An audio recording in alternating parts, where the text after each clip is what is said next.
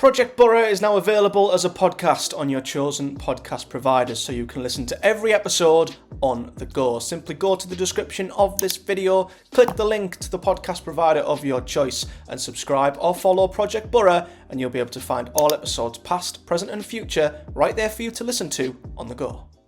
Missed opportunities, injuries, and another low-scoring game at home for Boro. This was a 90-minute summary of Boro's whole season. He's in, and he's snuck it across to Hayden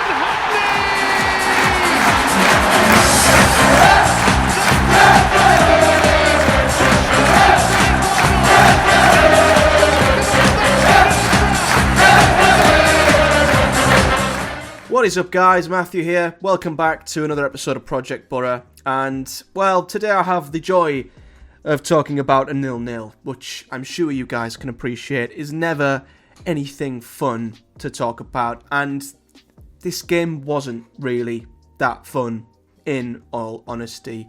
It was very much a similar game to the one in midweek, where Boro didn't really create all that much, didn't really look that free-flowing going forward, defended quite well, but found that one moment of quality through Riley McGree, which edged the game in our favour and won us the game. It was kind of like this at home, except Boro didn't ever really look like they were going to find that moment of quality, albeit we did miss one or two absolute sitters, which were kind of a little unforgivable. But yeah, going into this game, it was a strange one, because Boro, of course, are on a bit of a roll, 3 wins in a row.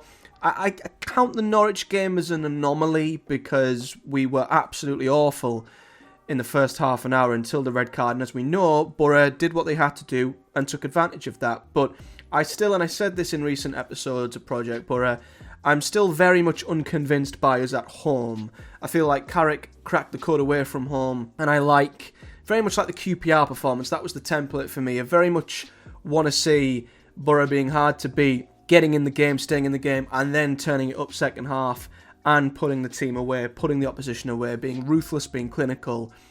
And that's fine away from home. But at the Riverside, we've seen it all season. We're amongst one of the lowest scoring sides at home. We have dropped points at home to teams you really should be beating if you want to make the playoffs, or you want to at least challenge in that fight. And today was no different. You know, Blackburn are aside, and I will give Blackburn credit. They didn't come to the Riverside and just sit back like a lot of teams have. They had a lowish block, but they still were very much trying to affect the game, trying to score themselves, and it wasn't a case of attack versus defence, or Boro trying to break down a very stubborn side that were just trying to defend. It wasn't the case. You know, Blackburn gave as much as they got from Boro and vice versa, and I guess the way I would describe this game, you've got two boxers who are a little bit knackered, they're a little bit lethargic, they don't have much quality, and they're just throwing half-assed punches at one another. And it was just a bit of a slog between the two sides, and neither looked like they were ever going to knock the other one out. That's the way I would sort of describe it. You know, they were just two boxers going for 12 rounds, laying the odd punch, laying the odd glove on the other here and there, but quite frankly, they could have been there for 20 rounds and not laid a knockout blow on the other. And that was exactly what this game felt like. You know, Blackburn had their moments, carved Boro open quite well at times, forced Dieng into a couple of okay saves. Their only real save of note was in the first half from Sammy Smodics. Boro didn't really make Ainsley Pears work that much, albeit I think we had the better chances in the end to win the game, but didn't.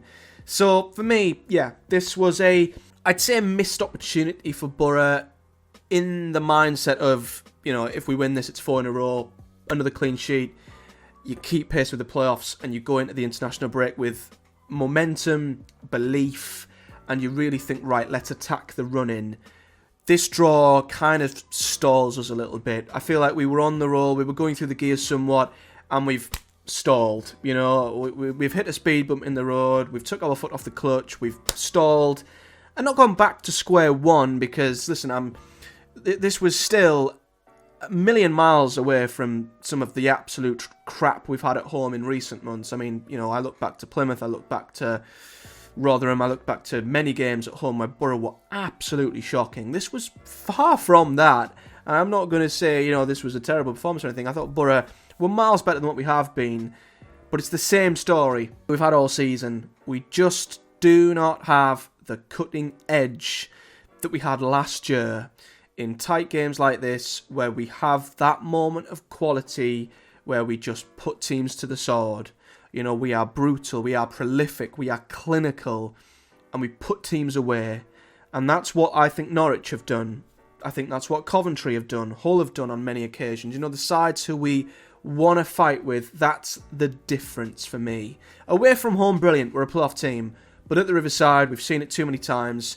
We just do not have the cutting edge. And it was the same here. These are, no disrespect to Blackburn, but where they are in the league, Boro at home, if you want to be a playoff side, you want to be beating these teams. And we've seen it against Blackburn, Millwall, Huddersfield, QPR, many teams at home this season who you think we should beat, who we haven't, and this was exactly the same outcome. Now, it wasn't for the one for trying, and I will say there was a moment in this game which I think completely was the moment where Boro stalled, and there was a moment where you can say that's where we hit the bump and we never quite recovered, and it was when Marcus Forss went off injured on 19 minutes, because in all honesty, I thought Boro started the game really, really well. Unlike other home games where, Norwich is an example, many of them are an example where we're very slow, lethargic, ponderous, and it's like you want to give them a shake. It's like a car that, I know I keep using car metaphors here, do forgive me. Sometimes we are like a car that just takes forever, 0 to 60 in about 10 minutes. We come out the blocks pretty quick, and we were fantastic in the first 20 minutes. We were really quick in the ball, we were really incisive, really fluid, we were getting down the sides really well. Isaiah Jones was fantastic down the right-hand side, and a welcome return back into the team for him. And I honestly thought in the first 20 minutes, if Boro keep this up, it's a matter of time before we get ourselves in front. We had one big opportunity from a corner, Clark flicked the ball on, Forss free at the back post, somehow didn't put the ball in the back of the net.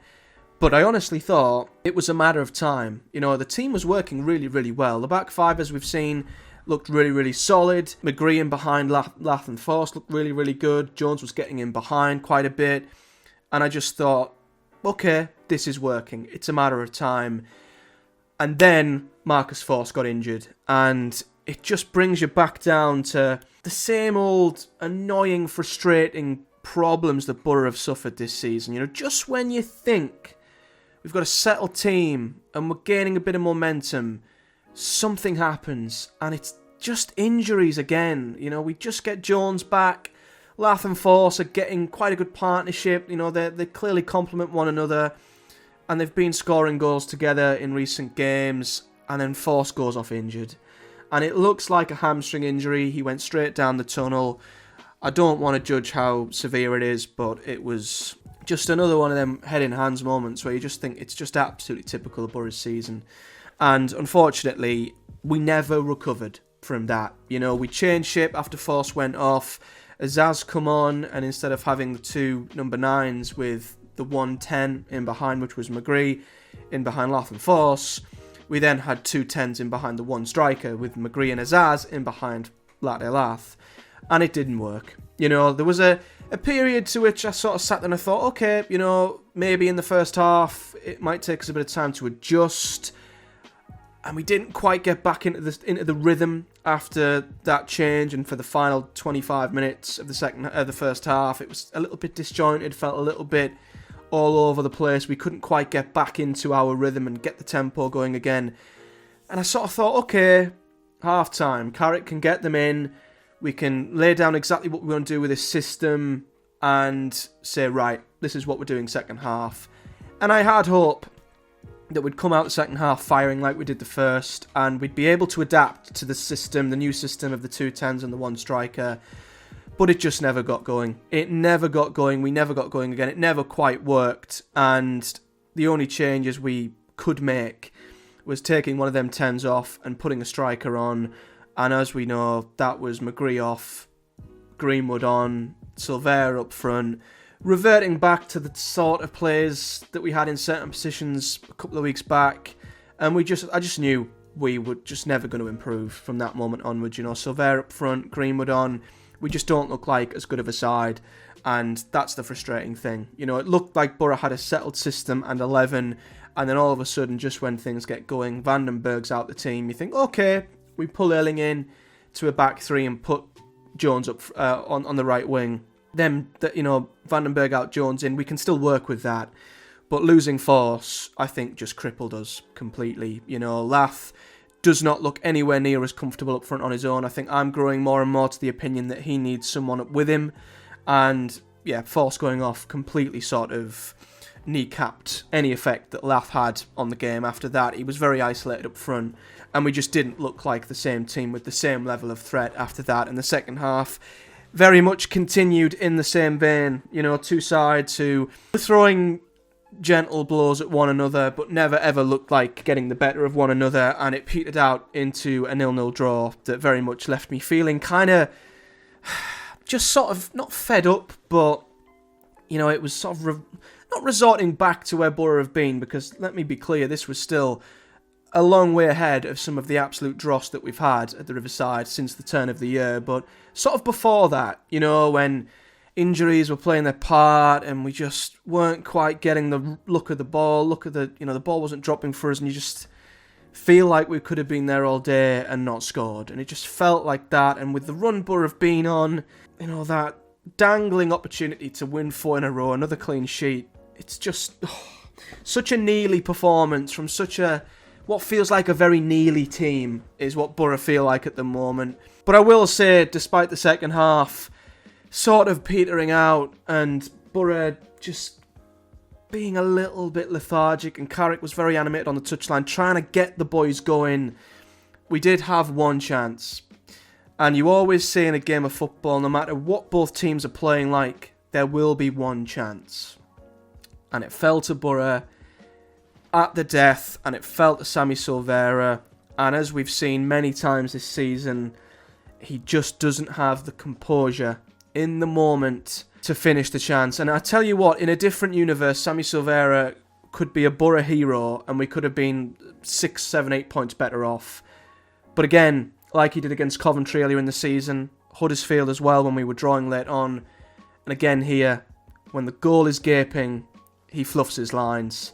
And it's so frustrating. I'm desperate to like Sammy. I'm desperate for him to do well, and there's been moments where there are glimmers of hope where you think, right, here we go, and then he follows it up with a moment like this, which is just unforgivable, really. Ball's played out by Dan Barlasser to Isaiah Jones, who does really well cutting in onto his left foot. He sort of tries to dink and bend the ball into the far corner, hits the crossbar. You've got Azaz and Greenwood at the back post. It doesn't quite fall to either. It's just a little bit behind Azaz. Greenwood, it comes up off his chest. Bounces out to Silvera.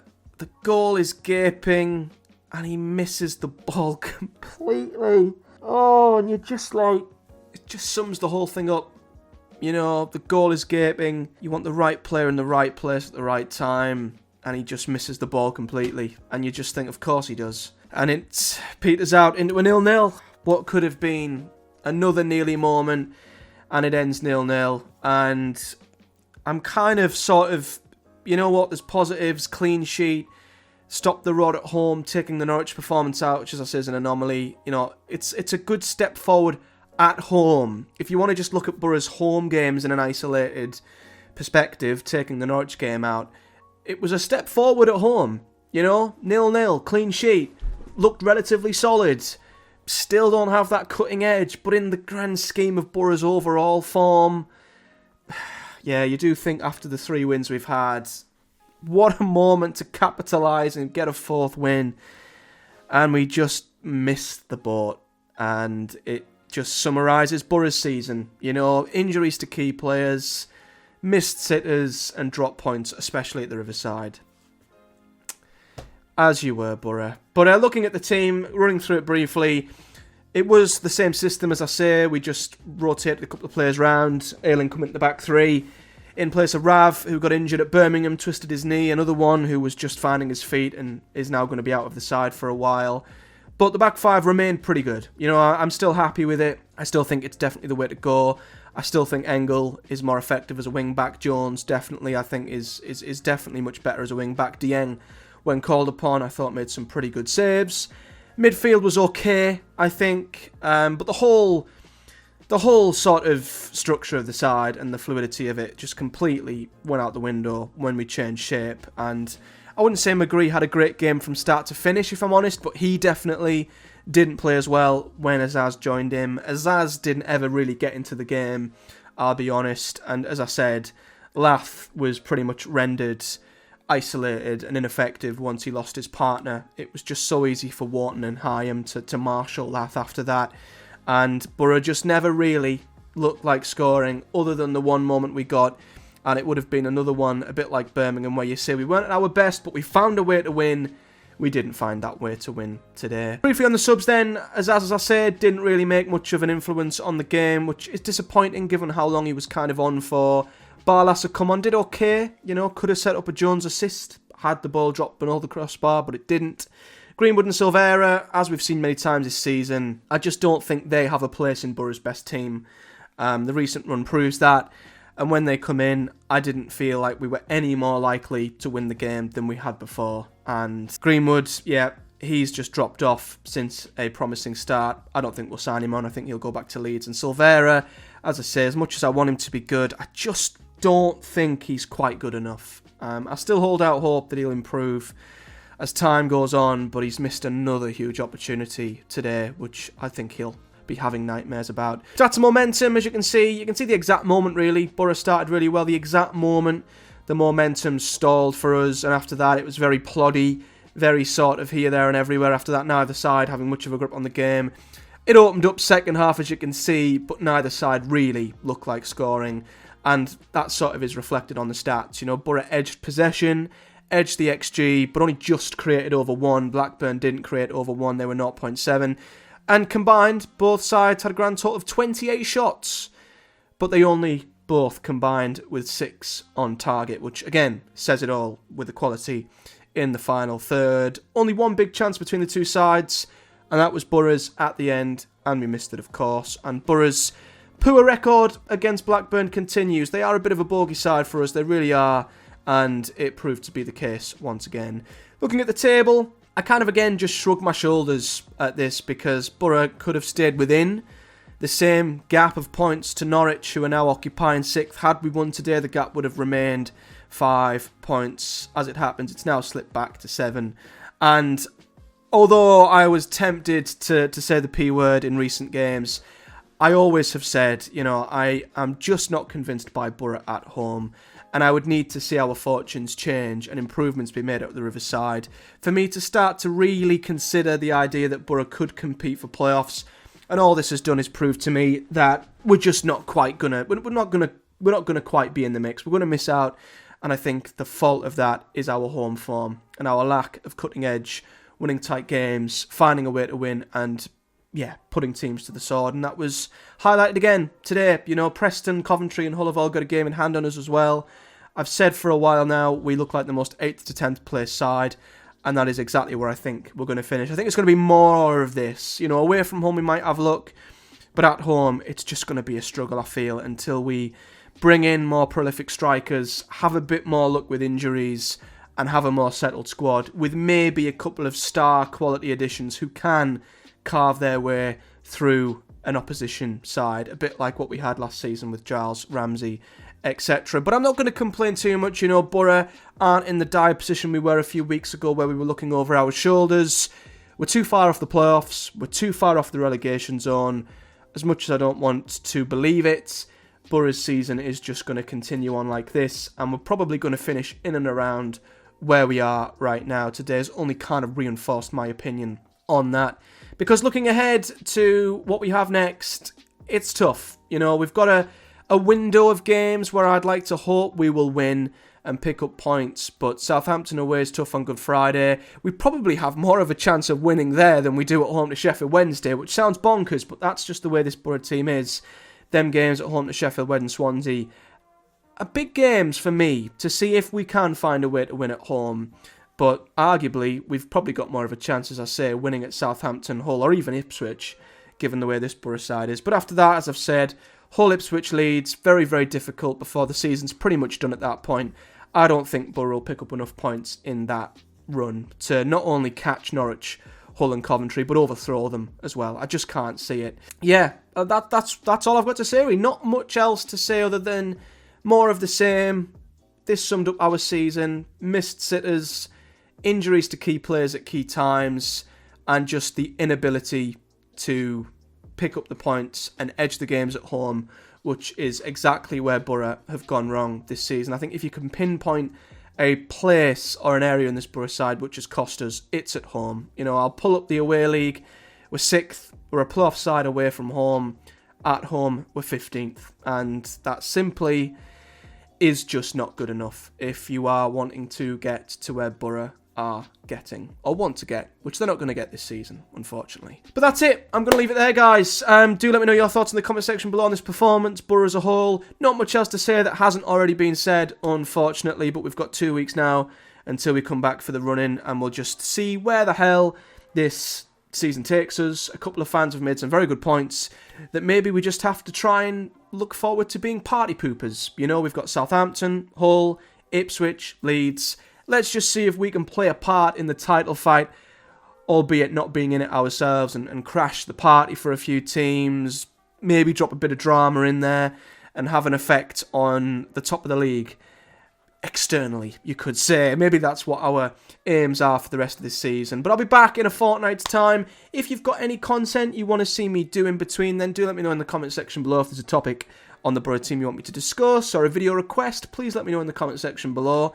And I'll look to do that because we've got 2 weeks now where I'd like to fill that up with content. I just don't know what at the moment, so do drop any suggestions in the comment section below. And of course, if you're watching this on YouTube, do hit the like button and subscribe, and hit the bell too so you never miss when an episode drops. Leave me a comment below whether you're a Boro, Blackburn or neutral fan. Your thoughts in the comments are always appreciated, and if you do follow me or are listening over on the podcast providers, do give me a like, a rating and a follow over there. But until next time, guys, a big thank you for watching another episode of Project Boro, and yeah, I'll see you all next time. Bye!